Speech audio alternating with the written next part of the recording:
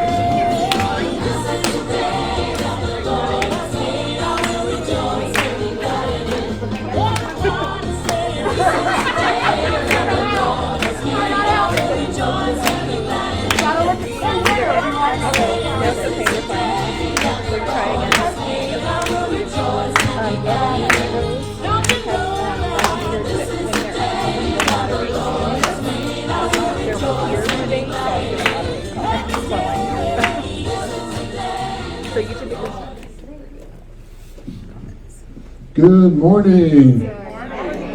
Welcome to West Valley Center for Spiritual Living. My name is Reverend Clyde Goings, and I want to wish everybody a happy Memorial Day weekend. And I'm hoping you guys are having a joyful, wonderful weekend this weekend. It's been beautiful. It's nice and warm, and we can get out and start doing a lot of things. So it's been wonderful. I was out last week. I was working in Palm Springs I didn't work the weekend, but I was in Palm Springs and stayed there over the weekend. And so whenever I'm gone, I usually will play the Sunday message during that next week so I can listen to the message because I miss it when I'm not here. And I was listening to the message and I was telling Reverend Karen about this, is that, every time I'm gone, I just fall in love with Reverend Karen all over again.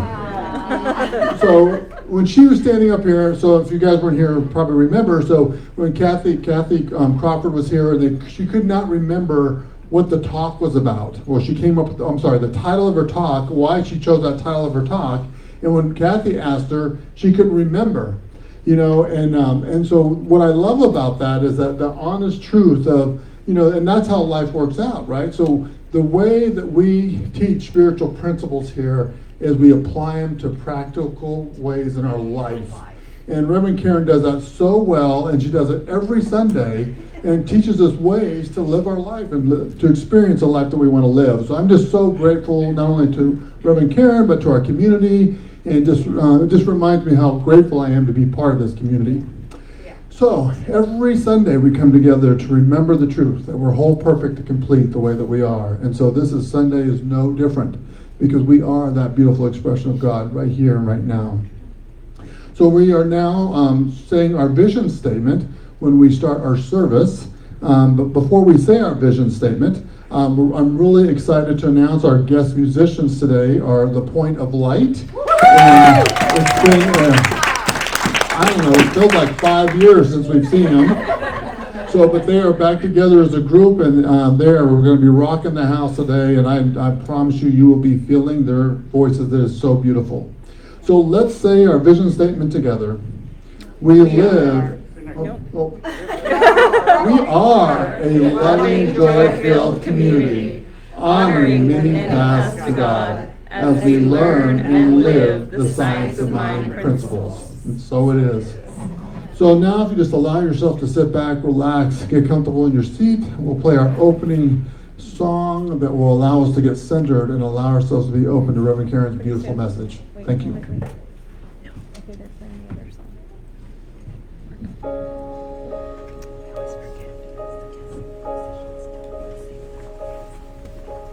I will make a quiet place within my heart, and I will wait upon the Lord,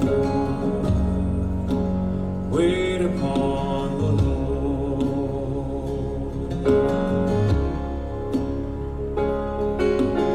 I will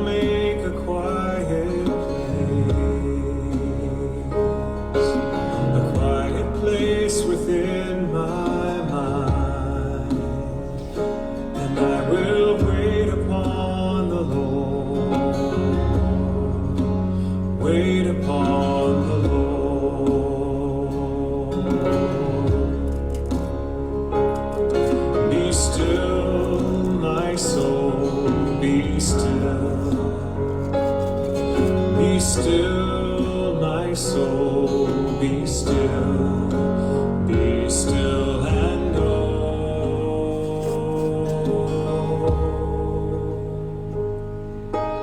I will make a quiet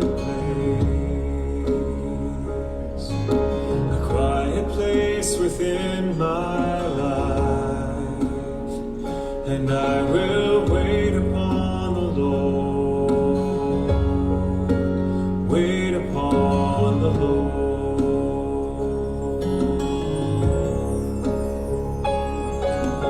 I will make a quiet place within my heart, and I will wait upon the Lord, wait upon the Lord.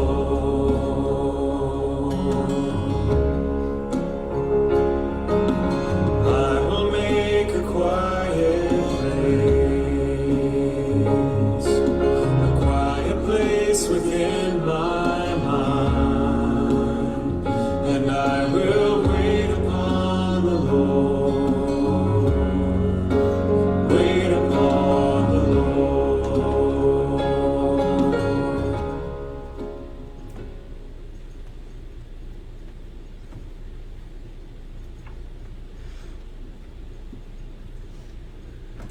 So today I'm going to combine my reading and a prayer. For the reading is one of the prayers that Ernest Holmes has written in the Science of Mind textbook, because he's talking about returning to, let us return to the man who really wishes to demonstrate the supremacy of spiritual thought force over apparent material resistance. So, right here, right now, in the presence and the activity of spirit that is pure peace and joy, love, happiness, harmony, health, well-being, wisdom, and clarity. I know that that is indeed the spirit that lives and moves and has its being in, through, and as me, in, through, and as each of us. It is the spirit that is moving in, through, and as Reverend Karen as she opens her heart wide and gives us a message that is divinely inspired and guided and lifts us.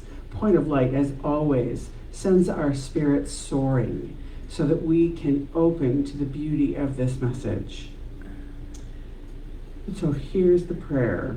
I am a center in the divine mind, a point of God conscious life, truth, and action. My affairs are divinely guided and guarded into right action, into correct results. Everything I do, say, or think is stimulated by the truth. There is a power in this word that I speak because it is of truth and it is the truth. There is a perfection and continuous right action in my life and my affairs. All belief in wrong action is dispelled and made negative.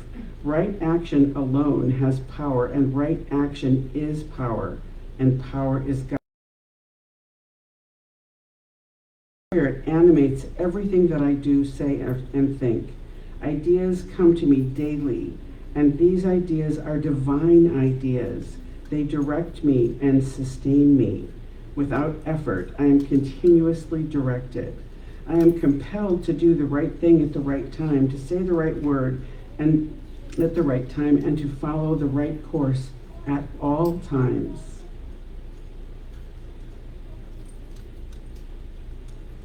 So here in this moment, I know that all of that is true, that we are indeed a part of the action of God, for it is the only action. So I release this out into the law, knowing that it must say yes, and so it is.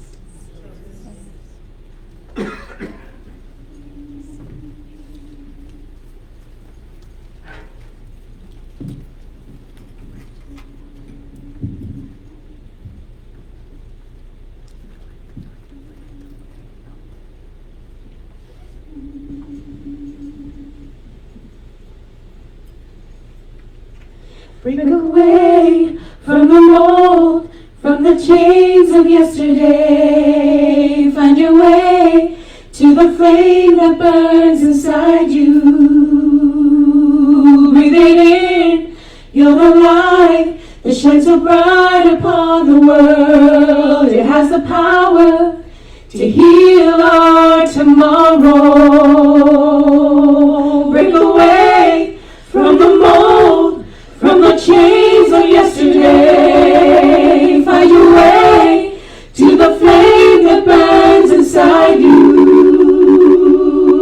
Breathing in, you're the light that shines so bright upon the world. It has the power to heal our tomorrow. There's a break away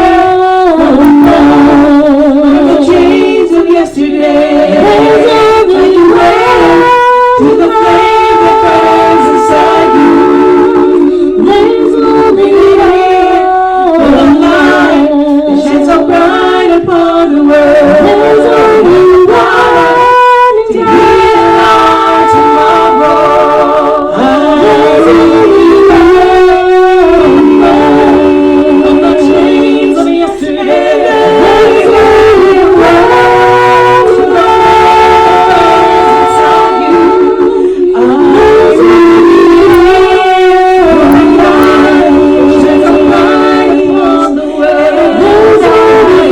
to the inside you. There's a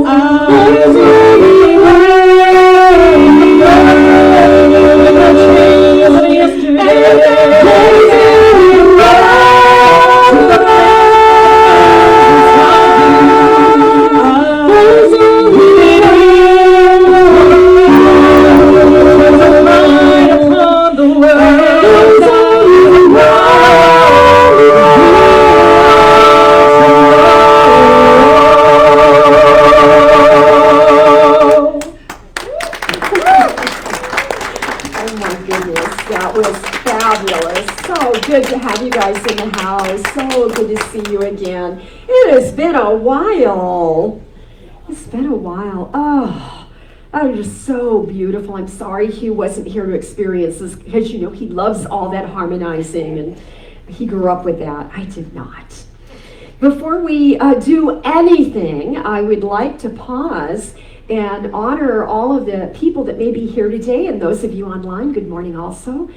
Please, if you served in the armed forces in any branch, please come forward and join me right here on the floor.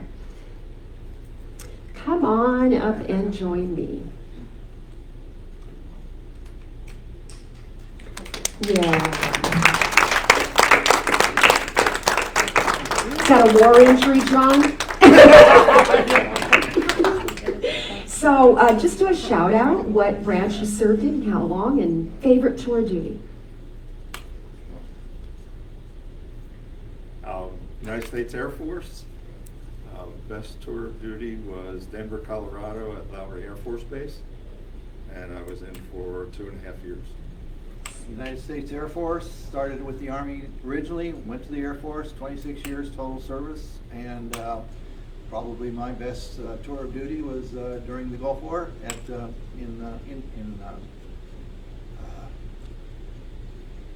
That place. yeah, sorry.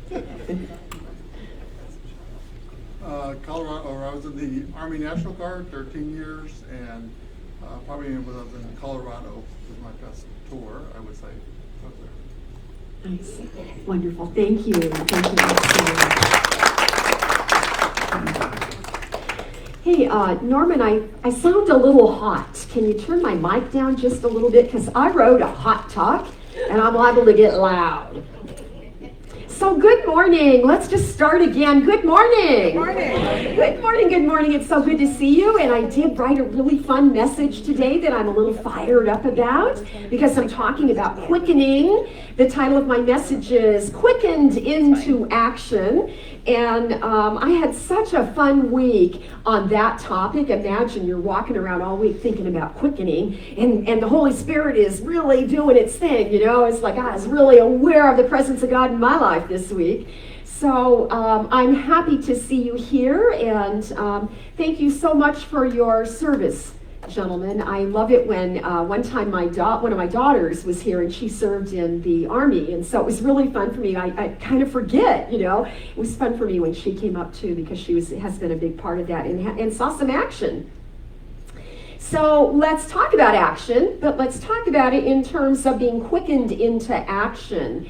I use that term, if you know me, if you followed me at all, you know that that term quickening has deep feeling for me. That I like that sense of recognizing the way that I'm in that current of life, the divine current, where you can feel something inside of you resonated in sort of a harmonious way, much like listening to the beautiful harmonies of music, except the music is in you.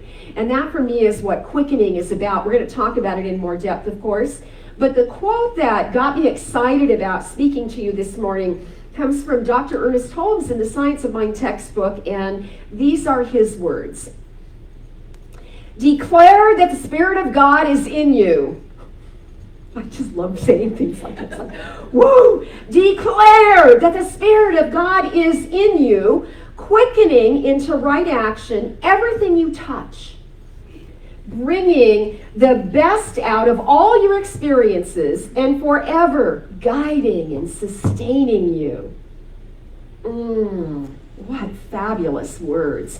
Imagine that. Declare that the Spirit of God is in you, quickening into right action everything you touch. Everything you touch, and then with that divine touch, you are calling into your life the best of all your experiences. And the favorite part of that for me is that it's that awareness then of the divine guidance and the way that life guides and sustains us in this ongoing way.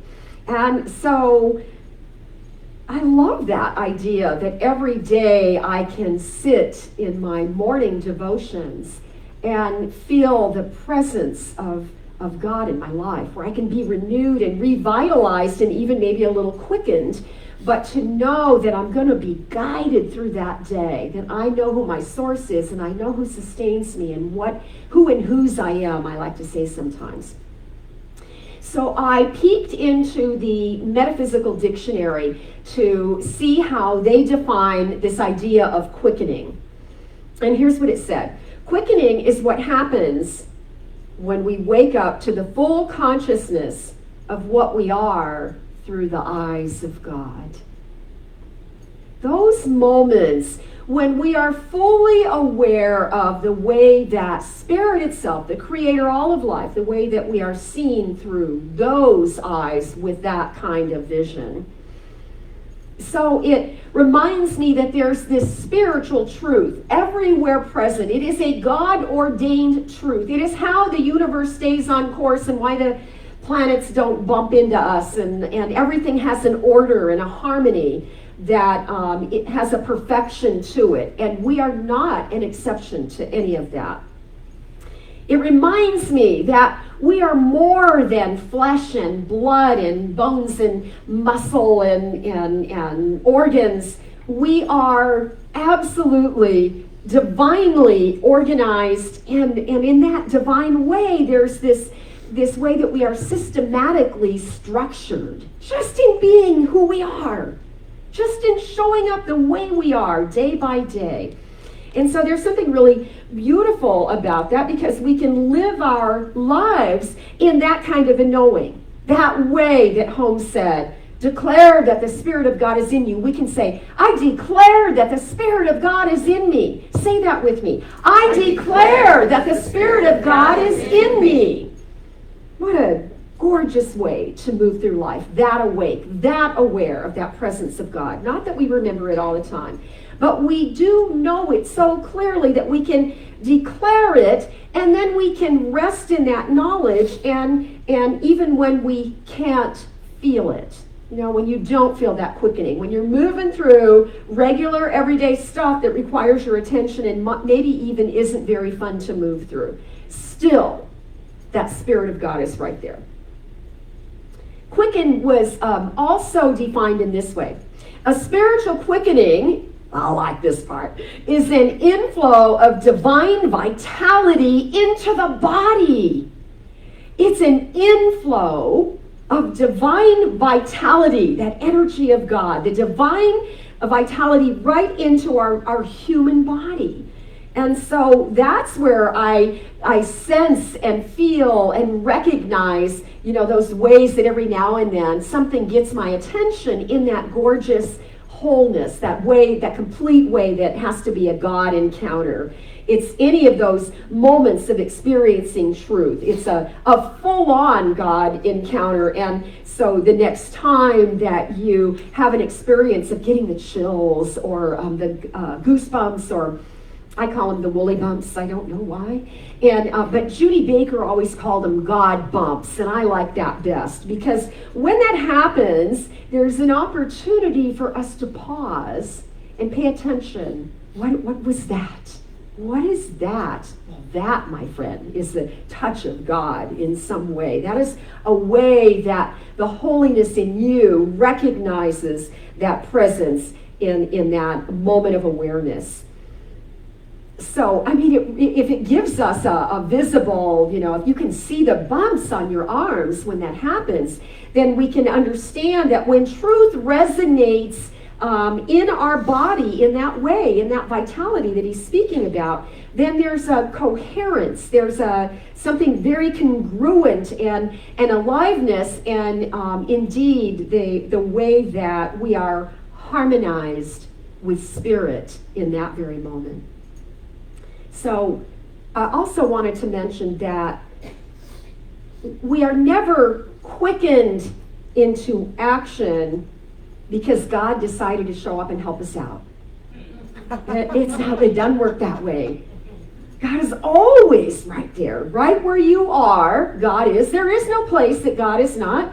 And right where you are at every moment, it's about us turning our attention sort of inward or to the divine ideal. And in that way, it's not that God, just shows up because we need it or because we prayed in just the perfect way that we now have summoned the presence of God into our life. But rather we have opened ourselves to the inflow of that vitality that we're talking about this morning. And then when I understand that, it helps me make sense of how important it is to be paying attention to what's happening in my life. Sometimes the suddenness of that awareness, when it happens, bam, it gets you. That's not just a holy encounter. That's holy communion of the highest order, because it really is a moment of oneness, of total connection. Another thing I wanted to speak about today is that element of the quote where he said we're quickened into right action.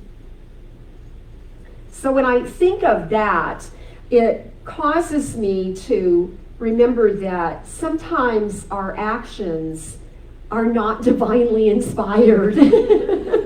Sometimes we do things all on our own and go in a direction that we can't seem to help ourselves. It was so much easier when we could say the devil made me do it. And I like that because it gives me, first of all, freedom that I can be naughty. If I'm having a day where I just am out of sorts and I need to be naughty, I can be naughty, and then I can work on healing and forgiving, in the future. But what we understand from a psychological perspective is that those are egoic ideas. And you'll notice I don't talk too much about the ego, because I think in spiritual psychology and trying to understand good and bad, once we've removed the devil from the scene, then we don't have anybody to blame. And so what's happened over time is that we have blamed the ego, and we've made the ego look evil and as though it's bad when we show up up in ways where we're self-centered, or I think it confuses us. So I don't talk about it too much, but today it seemed really appropriate to say that we have egoic behaviors because they are God-given. And interestingly, if you looked in the back of the Science of Mind textbook and you went to define ego, you would see that Ernest Holmes capitalizes it with a capital E. And he talks about it in a different sense than the way we language it often when we're trying to just make sense of some of our own decisions or behaviors. So sometimes our actions are motivated by old ideas, old beliefs, memories of things gone awry.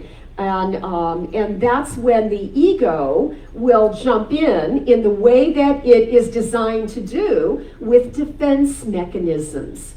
So when we are in that frame of, that frame of, psychologically speaking, when we're running on our defense mechanisms, that's when we have separated ourselves from the whole, and we that's when we get into trouble. And it's really probably the whole point of us being here on the planet is to have those moments so that we can learn these lessons and we can continue to expand in consciousness. And ultimately, the consciousness of humanity will continue to rise in that way that we know life, the only direction life goes. So have we regressed? I've been listening to the great thinkers of the current world speaking of this. Have we regressed, the great spiritual thinkers? Hell yeah, we have. Are we living in a state of regression? Yes, we are. And that's because all growth is 2 steps forward and a step backward. So what we have experienced this past year is that way we've been going, backwards now. So it's no different than the birth of a baby or any other kind of newness coming to the planet. You go as far as you can, you stretch with as much information as you have, and then you hit the wall and you don't have any more information, and then there's a period of regression until that divine idea is born, as it can then, we are readying ourselves when we go back in the dark for a little while, and then that divine ideal can emerge through us in a new way, in the same ways that we will never do church quite like we did before the pandemic, but it'll be good because it will be better. It'll be better. So anytime you're in ego or something has triggered your ego, usually that's when we're comparing ourselves to other people. It's like, well, why did she do that way? Why did he say that? Or you're even just watching a commercial on TV. The marketing world would love you to think your teeth need to be that white. It's like there's all these shoulds out in the world. And so it triggers our ego, and that often happens when we're not feeling good enough, and worthiness is a big key issue for all of us. We all have authority issues. And the only reason, the Course in Miracles says, the only reason we have authority issues is because we have forgotten who authored us. We forgot that we have this divine inheritance that is always something, divine about us that can never be diminished.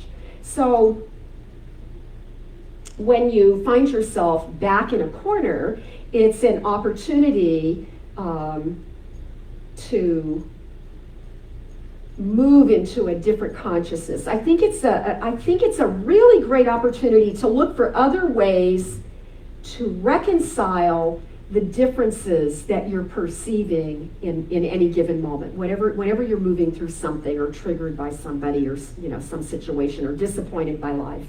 I have a really fitting story to go along with all of these ideas.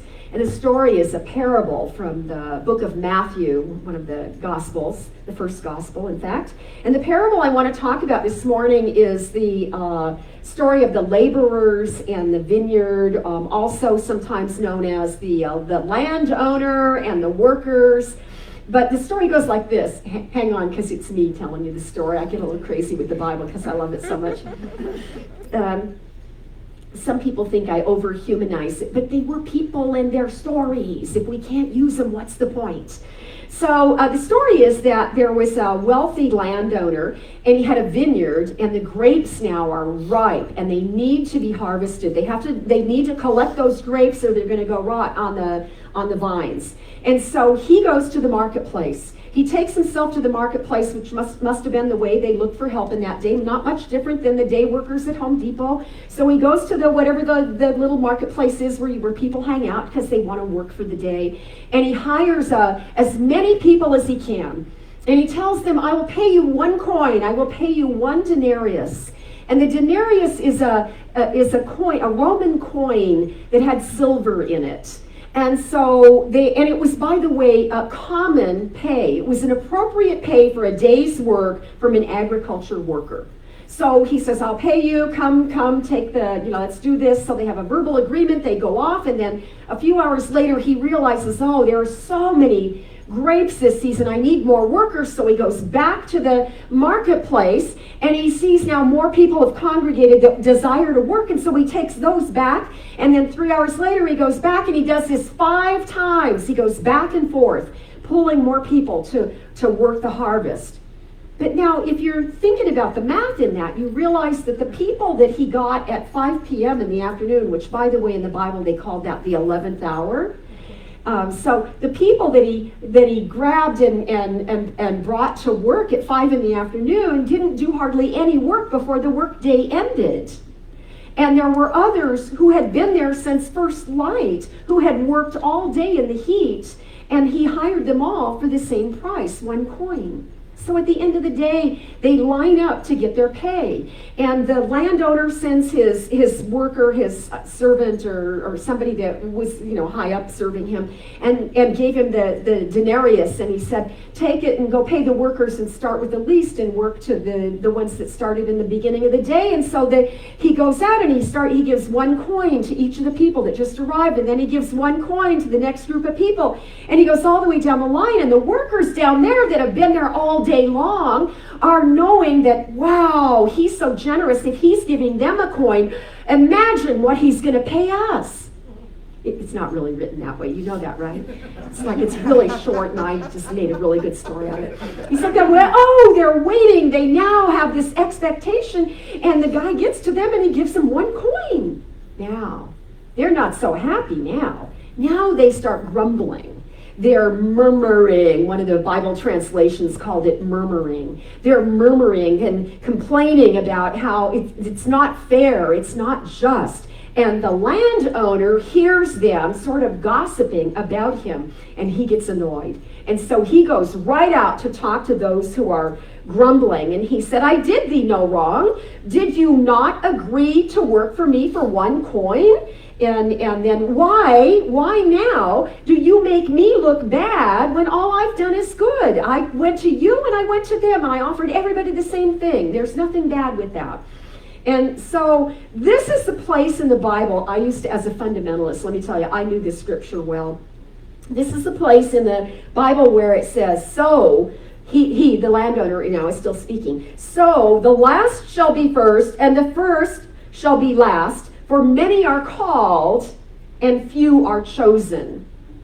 Now that just made me shudder when I was a Bible student. Ooh, many are called, but few get chosen. Uh-oh.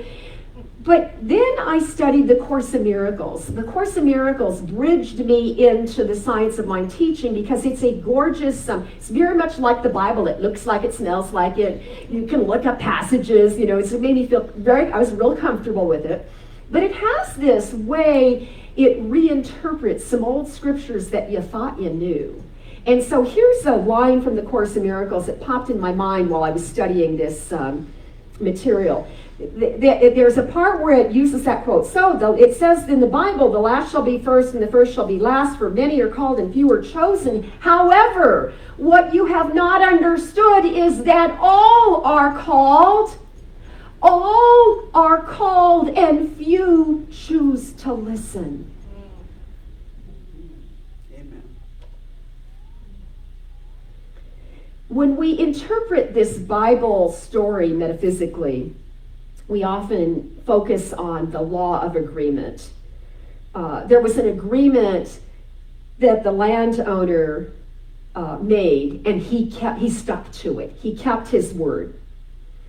But the workers who had assumptions, who were looking at the appearances of what they saw unfolding. The workers in the morning thought that 1 coin was fair pay for a day because it was fair pay for a day.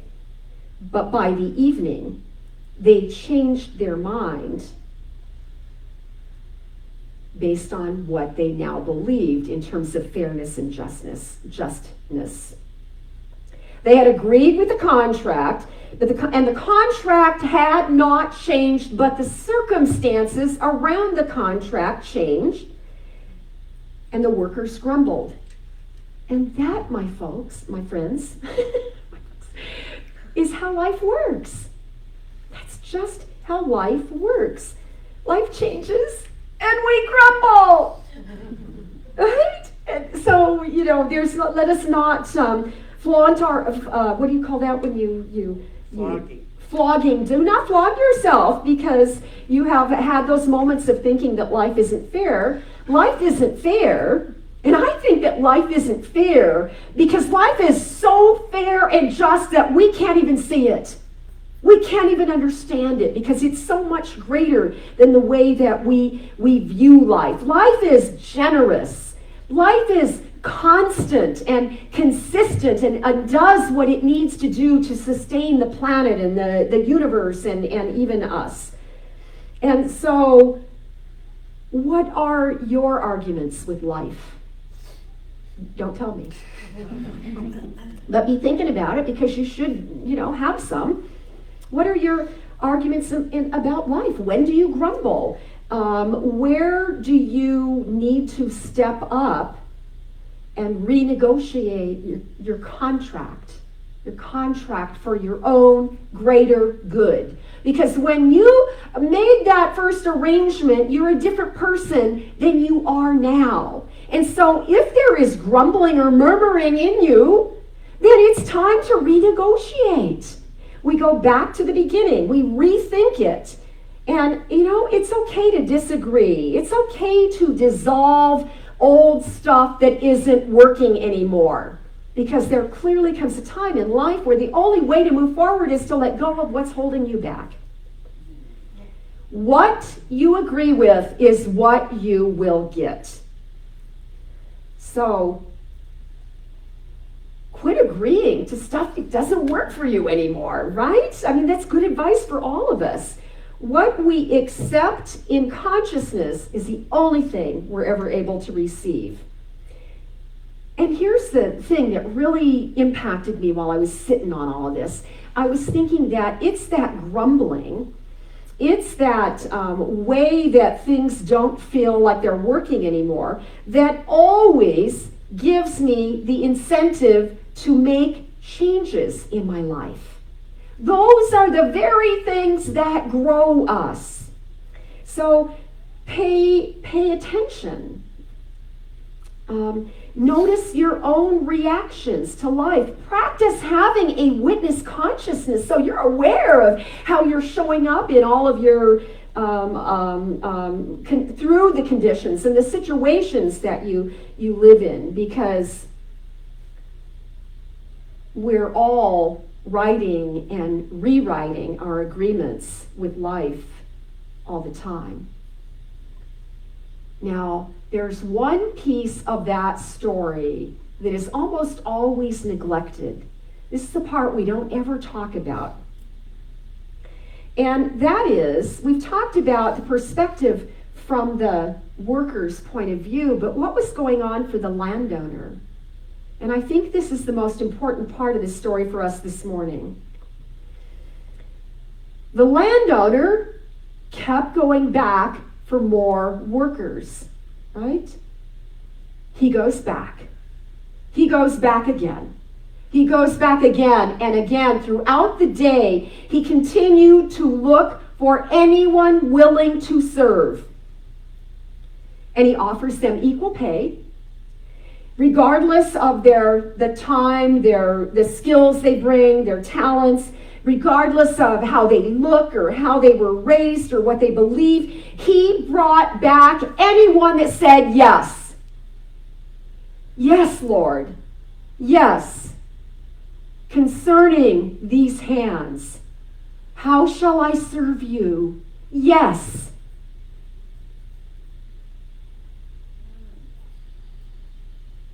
And so I love that idea that it's like God, the grace of God. You know, we teach here that the grace of God is not earned, that the grace of God is always freely given, and the only time it's absent is when we aren't receiving it. So it reminds me that part of the story, just saying yes, that he goes and he looks for anyone willing to serve. Just saying yes then turns everything around, because it's like God comes up behind you and God is tapping you on the shoulder. Tapping you on the shoulder. Hey, you want to show up today? Got some opportunities for you. So there's never any harm in saying no. There's not even any harm in ignoring the call, unless it's like a big call and you keep ignoring it over time, then eventually it's going to get you. But in the hard way, you know, how do they say that? Spiritual 2x4. But the landowner was simply looking for a yes. So now, when I think of that statement where Holmes said in the very beginning, declare that the Spirit of God is in you, quickening you into right action. Now I have a whole other thing to look at. What does that mean? Quickening us into right action. Okay, hang on. This is a place you want to get out a pencil or something, because this just blows my mind. Reverend Cheryl's going to love this one. I looked up how Ernest Holmes defined right action in that cute little New Thought Dictionary, little bitty book. I don't use it often because I can usually find what I need in other sources. But once in a while, when I can't find something like right action, I went right to that little pink book. And here's how Holmes himself defined right action. Right action is to transpose material objectives into spiritual equivalents. Huh? Let me give it to you again. Reverend Cheryl wants to hear it one more time.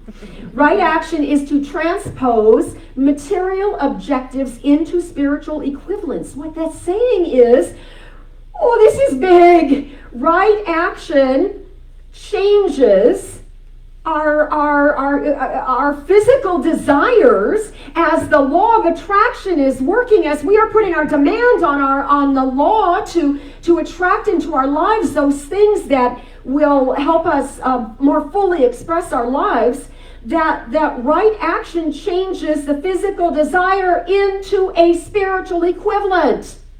I've been telling you this for years.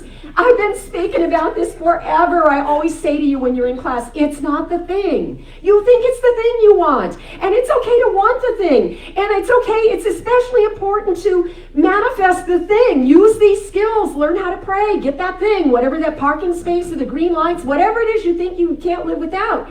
But don't stop and miss looking at the spiritual equivalent that has manifested in your life.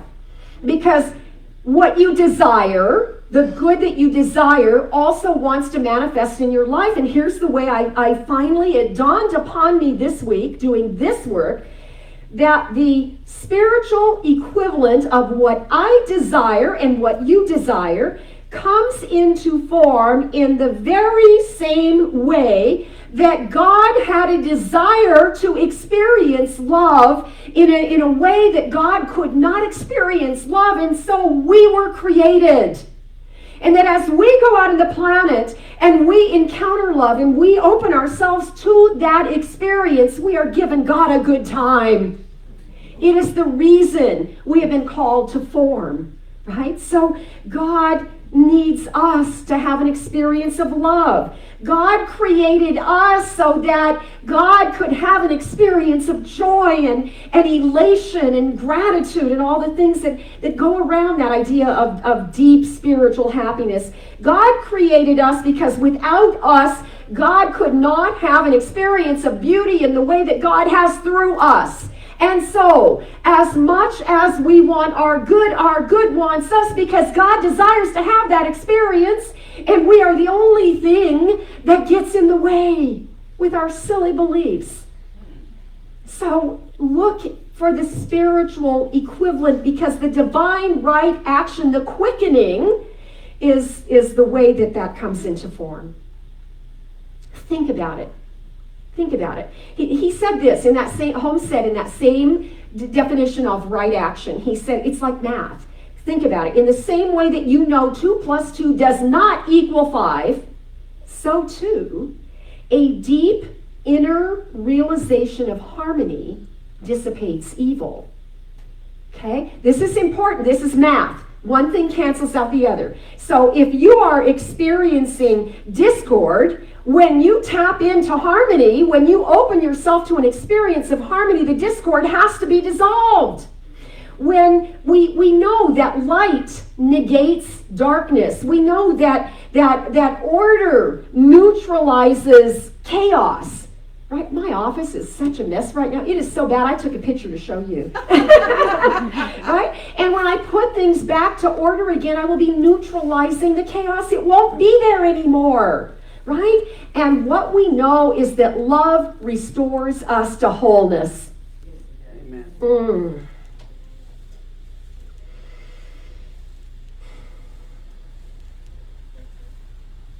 So, when I was researching quickening,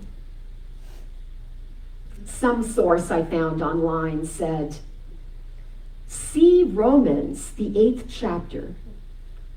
See Romans, the 8th chapter. So I'm thinking, I'm going to find an illustration of quickening in Romans, the 8th chapter. And I love the Bible, and I have all kinds of, I don't even go online. I like to use my Bibles, all different translations.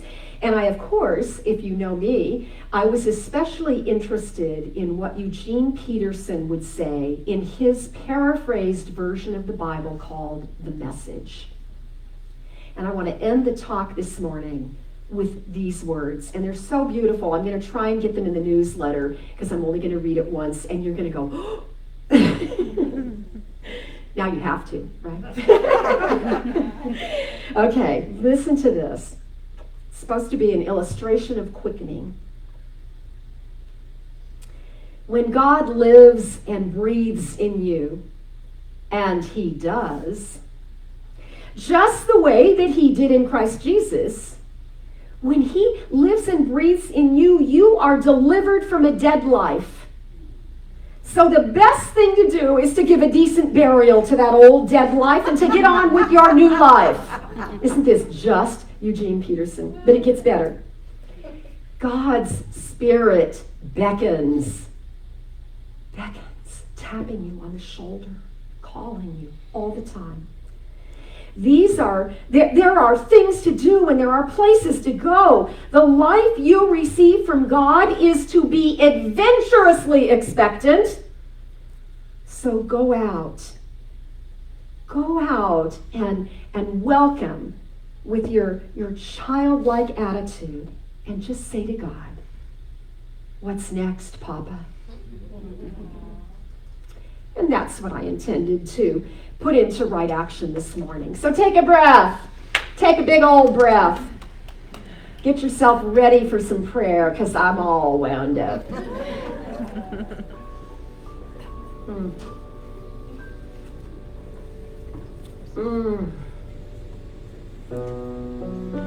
Quickened. Filled with the Holy Spirit because that's just how we are.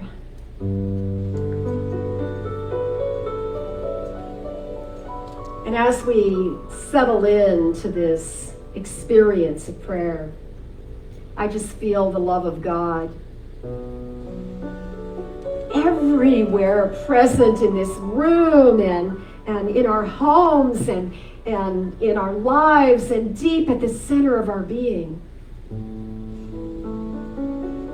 I feel the love of God, and I know indeed that it is that activity of life and that we are most certainly quickened into right action. I stand in this confidence. How good it is to know that we can declare that right where we are, Spirit is in me, as me. It is what I am, and it is what you are, and it is present in every element of life, every living thing, every blade of grass, every cloud that moves through the sky, and the wings of the birds that fly. I feel the love of God, and I know that we are absolutely immersed in it. And so we are quickened into right action. We harmonize our souls, our consciousness itself into that current that has that vibration that is purely divine. It is that God stuff that cannot be extracted from any of our situations or our relationships. It is the pureness of life. And so knowing that there is that which lives in me and breathes me, and that thing that has kissed us into life, we allow ourselves to be vessels to just receive. So right now we clear our minds, we open our hearts, we are open at the top, and we just allow the grace of God to be poured into our lives. Allow yourself to sense that filling up right now. There is no place where that grace is not, so we acknowledge it. We allow ourselves to recognize the sensations of moving in this divine current of life, and in that way we are healing all the things that ail us, whether it is in the physical body, whether it is in the relationships, the space between ourselves and our beloveds, whether it is in our finances or in our experiences in the workplace. Everywhere present, there is never a drop of God missing. So we unite in this prayer and we say, yes, Papa. Yes, Papa. We are here to serve. And we acknowledge the tapping on the shoulder. We allow ourselves to be that essence of goodness on the planet that allows this planet to do the healing that it needs to do, even as we have regressed, or it appears that we have regressed. We have no judgments. We open ourselves to a new perspective, to a higher perspective, to the Godward gaze, and all is well. All is well. So we are healed. We are healed. We are healthy. We are whole. We align to that happiness and joy. We open ourselves to the perfect order and to all of the prosperity, the abundance that we require in our lives to live these lives that we desire. And so it is given. Because this day we have stretched ourselves to a new dimension. We have opened ourselves to be more aware, and we are ready to receive. Yes, God, yes, we are ready to receive. And I just feel this stirring in my heart of gratitude, that gorgeous depth of thankfulness that is indeed the anointing of increase. Yes, life. We say yes, life. Yes. And in this strong and confident posture, in this perfect knowing, I release these words into the law, knowing indeed it is completely, effectively, perfectly done. And together we say, and so it is. Amen. Amen.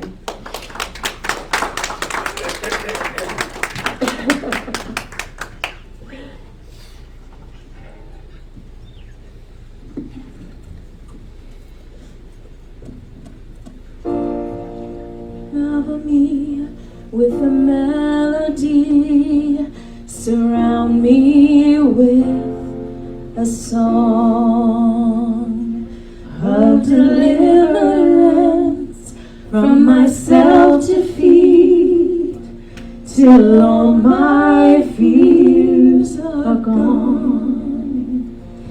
I'm no longer a slave to fear. I am a child of God. I'm no longer a slave to fear. I am a child of God.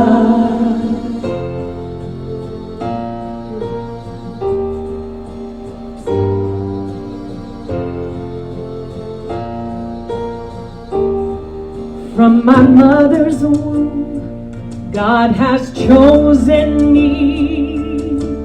Spirit calls my name. I am born into freedom's family as love flows through my veins. I'm no longer a slave to fear. I am a child of God. I'm no longer a slave to fear. I am a child of God. I'm no longer a slave to fear. I am a child of God. I'm no longer a slave to fear. I am a child of God.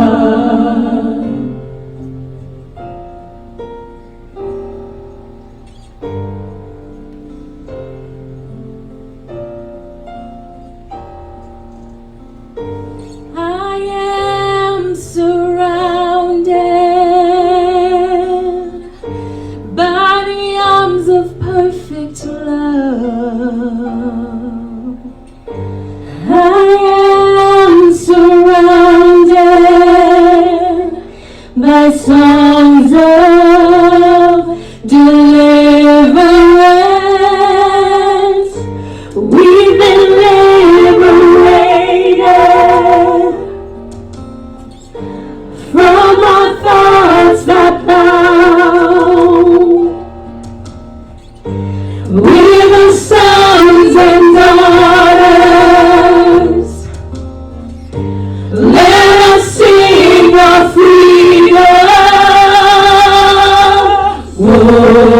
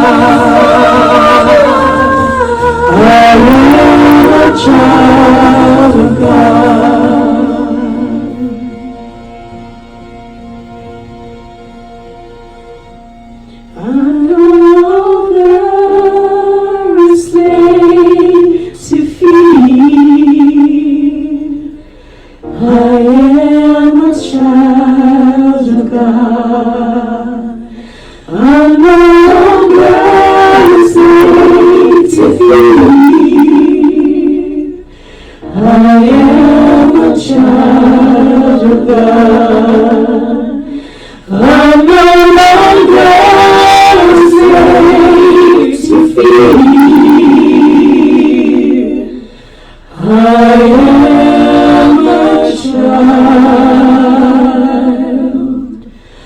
of God.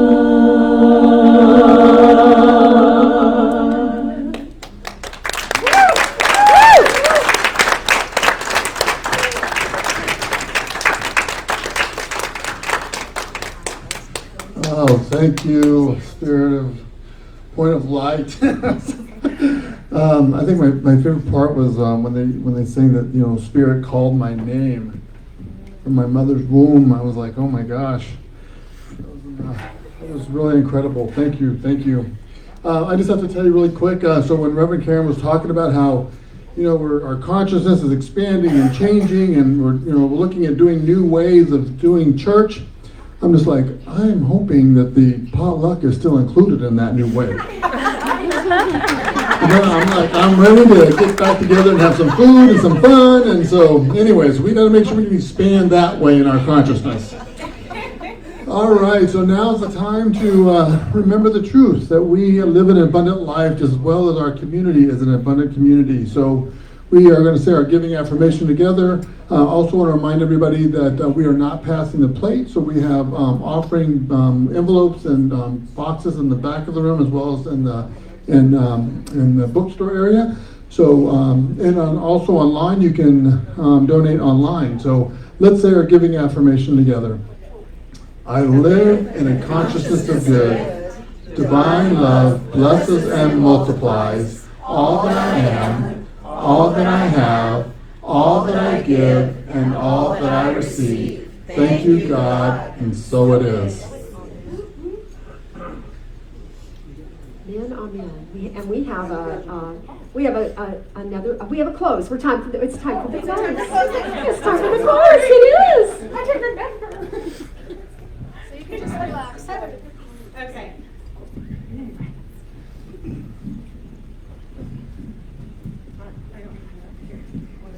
You'll recognize this one, so sing along when we get to the chorus. There was a time in my life I thought I had to do it all for myself. I didn't know the grace of God was sufficient. I didn't know the love of God was at hand. But now I can say, if you are discouraged, struggling just to make it through another day, you've got to let it go. Just let it all go. And this is what you got to say. I release and I let go. I let the Spirit run my life. And my heart is open wide. Yes, I'm only here for God. No more struggles, no more strife. With my faith I see the light. I am free in the Spirit. Yes, I'm only here for God. I release and I let go. I let the Spirit run my life. And my heart is open wide. Yes, I'm only here for God. No more struggles, no more strife. With my faith I see the light. I am free in the Spirit. Yes, I'm only here for God. I am free in the Spirit. Yes, I'm only here for